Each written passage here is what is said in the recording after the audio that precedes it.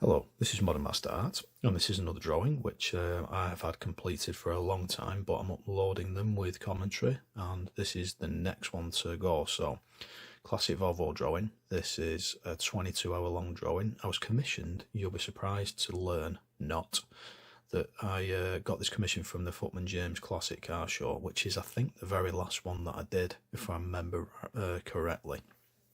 Now, I was commissioned by a chap who was exhibiting this car at the actual event, and he saw my work and kept coming over, and he was impressed with what I was drawing. I think I might have been drawing the Jowett Jupiter at the time, which is also on YouTube already to view if you want to have a look at that. And said I want it done this way and this way. I could have drawn it with the background, but the background wasn't very scenic. It was parked against a wall. It looked like it was in a car park. There's brick wall. It was dull day apart from some breaks in the clouds which you see on the car reflected.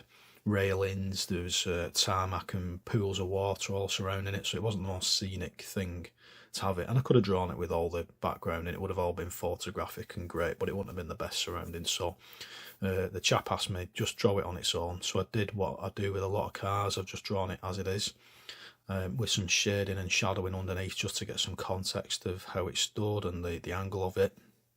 So the toughest part of this is getting the reflections right. So I had to get the sky, which is reflected correctly in the bonnet and on the windscreen, and the two different reflective surfaces, but you've got to marry up the two so it looks like it is reflecting the sky, and getting those reflections right on the...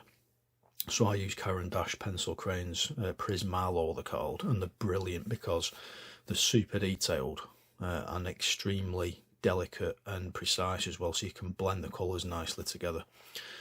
I also used what's called a 0.2 mil automatic pencil, which allows me to do the lettering that you see, the Volvo letter in the front, and any tiny details which you need to tie up the picture really and get it looking just so.